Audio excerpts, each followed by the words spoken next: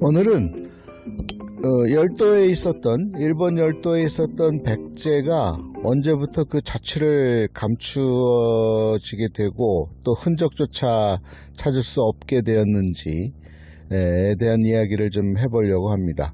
이제 이 백제에 대한 후반부에 대한 연구가 거의 다 끝났는데요. 우리가 모르고 살았던 역사들이 있습니다. 지난 시간에 제가 벌거벗은 역사, 적나라한 역사와 현란하게 꾸며진 역사가 있다. 두 개의 역사가 공존한다. 그래서 우리가 보고 자라고 배웠던 것들은 현란하게 꾸며진 역사였다. 벌거벗은 역사를 우리는 알고 있지 못했다라고 했는데요. 그럴 수밖에 없는 것이 아무도 그걸 가르치려고 하지도 않았고 그것을 이후에 가르친 이들은 이미 현란하게 바뀌어진 역사, 몇 차례에 걸쳐서 그것도 처음에 바뀌어진 역사 말고도 이후에 또다시 만들어진 역사들을 배운 거죠. 그래서 우리가 모르고 지냈던 거예요. 그래서 세월이 흘러서 이제 와서 들여다보니까 보이더라 이 말이죠. 그 백제의 일본 역사, 열도 땅에 있었던 백제인들의 역사 이야기는 언제쯤부터 그러면 이제 지워지기 시작했는가, 그리고 누구 때에 어떤 인물이 그런 일들을 자행하게 되었는가, 이렇게 생각해 볼 때 그때가 언제냐면 바로 반도에서의 백제의 멸망 시기와 아주 밀접한 관계가 있습니다.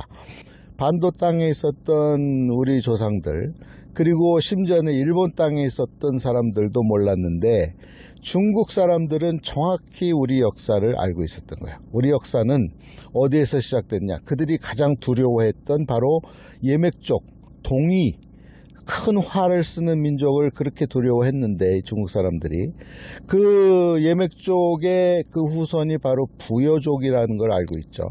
그래서 부여족, 졸본부여, 부여를 세우고 중국을 그렇게 괴롭혔던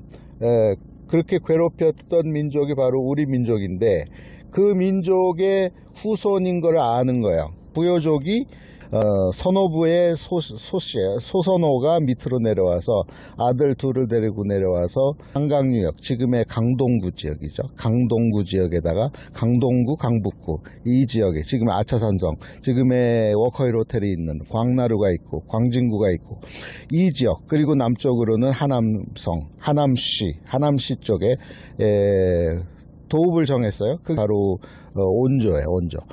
둘째 아들인 온조고, 큰 아들인 비류는 그 밑에 쪽에다가 지금의 미추홀의 뜻을 제가 몇 번 설명했습니다. 미가 들어가면 물이라고 그랬잖아요. 미치, 물고기 꼬리예요. 미치, 그러니까 꼬리 달린 물고기가 많은 곳, 모여 있는 곳이 바로 미치홀입니다. 그래서 그 둘째 첫 아들이 보니까 물고기도 많고, 그러니까 이 인천 지역에다가 이제 도읍을 이제 일시적으로 정했다가 이제 그건 실패하게 되죠. 그 광개토 대왕이 전국을 휩쓸 때 항복하지 않았다가 결국 이제 그 후손이 멸망하면서 넘어온 사람들이 이 일본 열도 땅에 넘어와 가지고서는 그 열도 백제, 다시 말해서 이 야마토 정권의 핵심 세력이 되는 인물들이에요. 두 아들 온조와 비류에 의해서 세워진 백제의 그 조상들은 한결같이 부여족이라는 사실을 중국은 너무나 잘 알고 있어요. 그리고 그들이 일본 열도 땅에 와서 야마토 정권을 만들었다라는 것까지도 너무나 잘 알고 있어요. 그러니까 부여시족은 한반도 땅에서는 멸절되었지만 일본 열도 땅에서는 계속 이어졌어요. 그 언제쯤부터 그러면 이 부여에 대한 흔적이 그러니까 백제의 흔적이 일본 열도 땅에서 사라졌을까?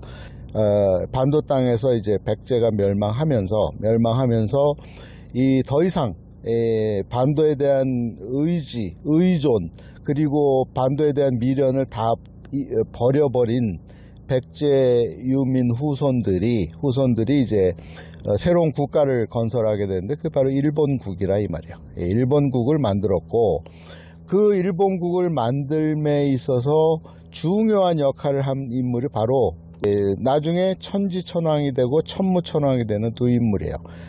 요때가 아주 굉장히 중요한 시기예요.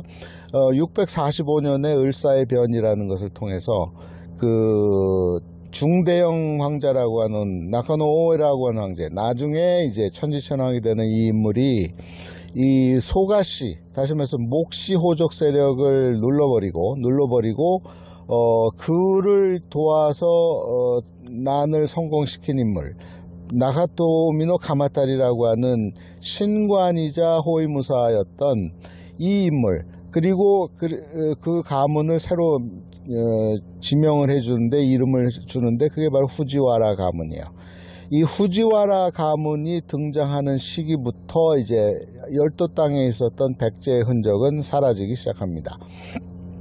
자, 천지천왕이 되는 나카노우에는 660년에서 663년 사이에 열도 땅에서 그 백제를 구원하기 위해서 구원병을 보냈다 이 말이야. 그게 백총강 전투고, 그게 3년간 이어지고 결국은 실패하고 돌아오면서 자기 천왕즉위를 어디서 하냐면 지금의 아스카에서 하지 않고, 지금의 이전에 우리 선조들이 살았던 오우미 지역, 다시 말해서 비와호 주변에 있는 오츠에다가 왕궁을 짓고 거기서 즉위를 해버려요. 그리고 얼마 못 있다가 이제 결국은 사망하게 되죠.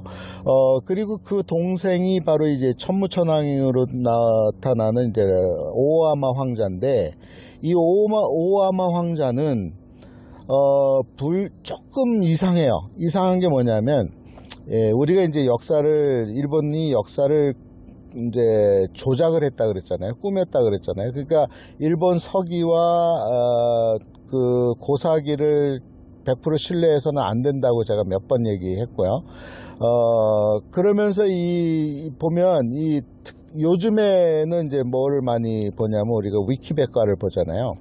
위키백과 역시도 그거는 100% 신뢰하면 안 됩니다. 잘 판단해야 됩니다. 왜냐하면 그거 올리는 사람이 지금 당장에 저도 위키백과에다가 글을 올릴 수가 있어요.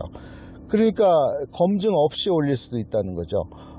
그 보면은 위키백과에 보면 어떻게 등장하냐면, 천무천왕이 되는 인물과 그리고 그 형 천지천왕, 그 인물이 형제로 기록돼요.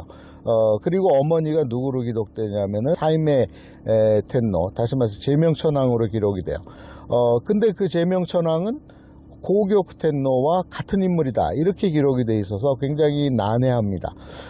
뭐 같은 이름으로 보든 안 보든 간에 그들 사이에서 나온 두 아들이 바로 나중에 천지천왕이 되고 천무천왕이 되는 인물인데, 이 두 인물이 같은 피인지가 확실치가 않아요.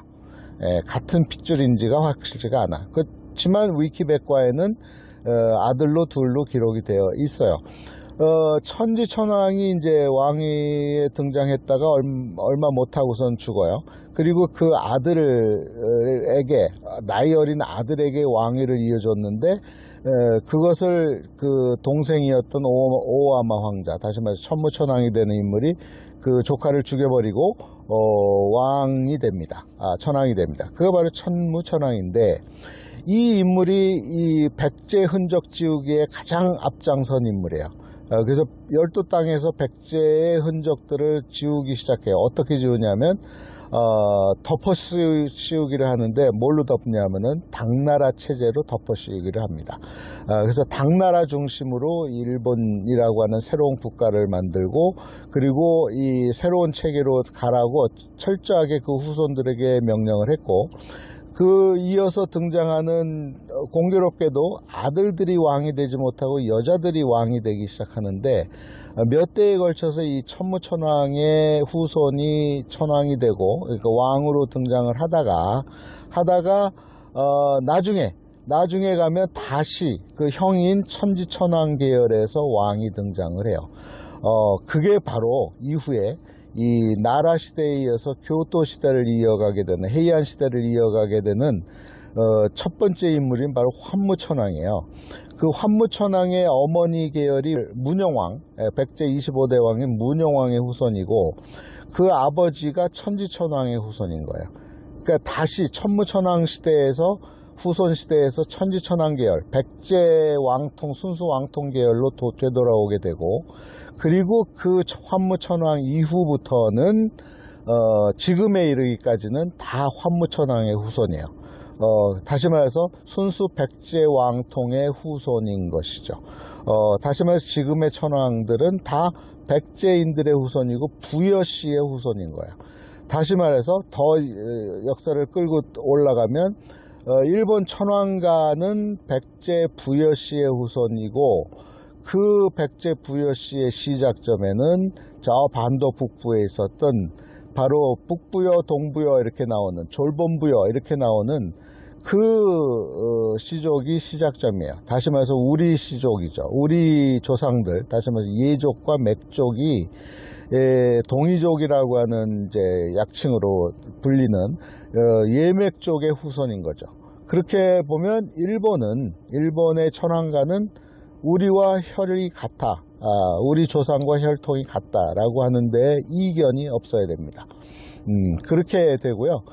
그래서 이제 천무천왕 때부터 열도에서의 백제 지우기가 시작이 되고, 그리고 이제 후지와라씨, 새로 등장하는 호족인 이 소가씨에 의해서 새로 등장하는 호족인 후지와라씨 때에 가서 그때에 가서 완전히 이제 이 백제 흔적들은 사라지기 시작을 해요. 전혀 새로운 체계의 언어, 복식 문화, 각종 통치 체계, 그리고 이제 관백이라고 하는 깜파쿠세이지라고 하는 색간 정치라는 게 있어요. 섭정과 관백.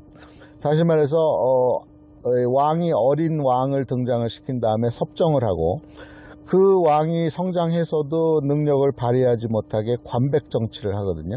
그 핵심에 누가 있냐면 바로 후지와라씨 가문이 있는 거고, 그 후지와라씨 가문의 승인을 얻지 못하고서는 정치를 할 수 없는 게, 이후에도 토요토미 히데요시 비롯해서 오다 노부나가, 토요토미 히데요시, 도쿠가와 이에야스에 이르기까지 바로 이 관백이라고 하는 이 후지와라씨의 입김을 얻지 않고서는 통치를 하지 못하는 그런 시대가 지금까지 이어지는 거예요. 그게 지금의 야마구치, 이 지금의 일본 정치 자민당 체계 역시도 그런 것이 이어지고 오는 거죠. 그러니까 백제의 흔적이 사라져버리게 만든 일본 땅에서 두 인물을 가문을 꼽으라 그러면 첫 번째는 바로 천무천왕이고, 두 번째는 바로 후지와라, 나카토미노 가마타리라고 하는 인물로 시작되는 후지와라 가문에 의해서 열도 땅에서의 백제의 흔적은 사라져버리게 되는 거죠. 그래서 우리가 모르는 거예요. 열도 땅에 백제가 있었다. 야마토 정권의 중심은 모두가 백제인들이었다 라고 하는 내용들을 전혀 모르면서 천 몇백 년을 지났기 때문에, 그리고 이후에 근대화 작업을 하면서 군부 정권이 들어오잖아요. 일본에 군부 정권이 들어오면서 완전히 역사를 왜곡을 시켜버렸기 때문에 우리가 모르고 지난 거예요. 이제 이해하시죠? 왜 열도 땅에 백제가 있었던 것을 우리는 모르고 지냈을까? 그 배경에는 이런 내용들이 있었다 이 말입니다. 여기까지 하겠습니다.